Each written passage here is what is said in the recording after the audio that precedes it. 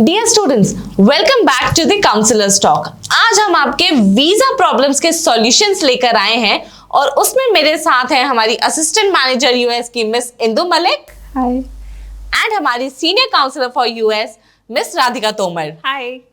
सो आज हम लोग, आपको पता है नए अपग्रेड्स आए हैं वीजा सिस्टम में, तो बहुत स्टूडेंट्स को चैलेंजेस आ रहे होंगे। इनफैक्ट आप लोगों को भी मुझे लगता है पिछले 1-1.5 हफ्ते से कॉल्स टू कॉल्स आ रहे हैं कि मैम ये कैसे होगा, वो कैसे होगा। तो आज हम बेसिक उन चीजों पे डिस्कस करके स्टूडेंट्स को क्लैरिटी प्रोवाइड कर देते हैं। तो पहले तो हम जैसे सीजीआई फेडरल का जो पोर्टल होता था उस पे हम डेट बुक करते थे, वीजा पेमेंट करते थे, उस पे अकाउंट क्रिएट करके बेसिक डिटेल्स डाल के उस पे सारा प्रोसेस होता था।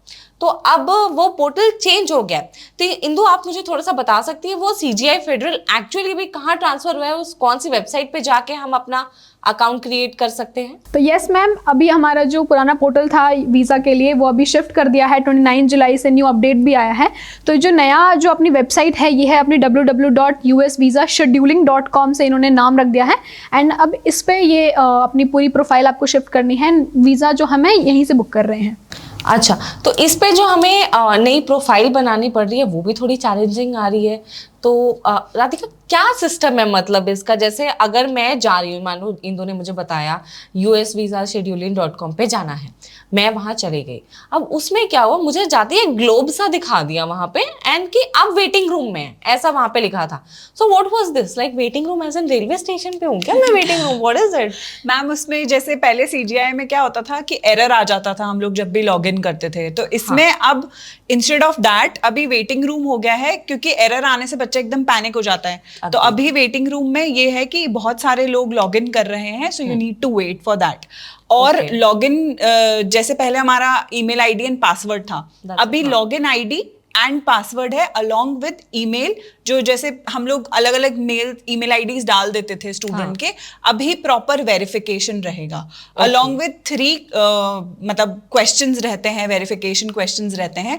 तो वो पूरा स्टूडेंट अपनी आईडी क्रिएट करते हैं एंड उन वेरिफिकेशन क्वेश्चंस को आंसर करते हैं, उसके बेसिस पे ही लॉग इन होता है। ठीक है, तो जो इन शॉर्ट मैं समझ पा रही हूँ आप लोगों की बातों से, जो ग्लोब मुझे देखना पड़ता है थोड़ा सा इंडिया और थोड़ा सा अमेरिका के साथ, उसका मतलब ये होता है कि भाई बहुत ज्यादा लोग हैं अभी उस पोर्टल पे। तो एक एरर बार बार आने से अच्छा है कि मैं एक वेटिंग रूम पे रुक लूं, ताकि अगर मैं किसी प्रोसेस के बीच में हूं तो वो मेरा मतलब बीच में अटक ना जाए। राइट। तो ये इन शॉर्ट वो होता है। और आप ऐसा कह रहे हैं कि ईमेल आईडी भी वेरीफाई करनी पड़ती है। तो जैसे मैंने ईमेल डाला अपना वहां पे, तो कोई सिक्योरिटी कोड जाता है, जैसे 4 डिजिट 6 डिजिट कोड जाता है, वो डालने के बाद मेरा कोड मेल पे जाएगा। अच्छा, एंड स्टूडेंट उसको वेरीफाई करेगा, तभी उनकी आईडी क्रिएट होगी, नहीं तो नहीं होगी। This is very good, I must say.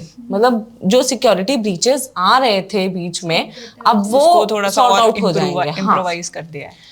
In fact उसके साथ साथ आप मुझे यूजर नेम का भी कुछ बता रही थी, तो मतलब अब ईमेल आईडी अलग होती है और यूजर नेम अलग होता है। डिफरेंट होगा। Yes ma'am, this is also convenient. Yes, ये स्टूडेंट फ्रेंडली हो गया है पोर्टल अब। हाँ, जैसे हम लोग इंस्टाग्राम पे यूजर आईडी और वो डिफरेंट हो जाता है ना, वैसे ही इसमें भी एक यूजर आईडी क्रिएट हो गया है, वो यूनिक ही रहेगा। एंड उसके बेसिस पे ही स्टूडेंट लॉग इन कर सकता है अलोंग विद 2 सिक्योरिटी क्वेश्चंस। जब लॉग इन करता है तो 2 सिक्योरिटी क्वेश्चंस होते हैं, वो भी शफल होके आते हैं।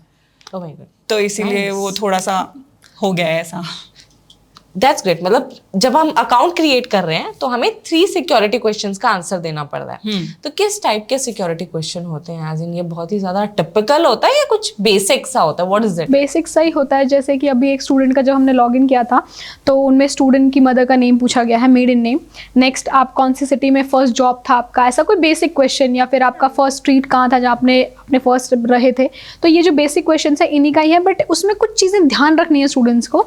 वो ऐसे हैं कि फॉर एग्जाम्पल अगर आपने कोई सिटी का नाम रखा है, मान लीजिए मुंबई रखा है, तो मुंबई आपने स्मॉल m स्टार्ट किया है, लेकिन आप जब सिक्योरिटी क्वेश्चन जो आप लॉगिन कर रहे हैं अगर आप कैपिटल से स्टार्ट करते हैं, फिर वहां आपको वो लॉगिन नहीं करने देगा।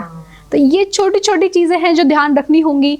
तो ये बेटर हुआ है सिक्योरिटी के लिए। तो आई गेस इन चीज़ों का ही ध्यान रखना है बस। This is good and convenient भी लग रहा है मुझे। देखो, बेसिक सिक्योरिटी क्वेश्चन तो होने चाहिए। आप एक एम्बेसी की मतलब पूरे काउंसलेट की वेबसाइट पे आप लॉग इन कर रहे हो, आपकी बहुत ही ज़्यादा पर्सनल इन्फॉर्मेशन है, वो आपने पेमेंट कर रखी है उस पर, आप अपनी पासपोर्ट की डिटेल्स डाल रहे हो, इतनी बेसिक चीज़ें तो डेफिनेटली चाहिए होती हैं यार। मतलब it's very good for the security, I must say.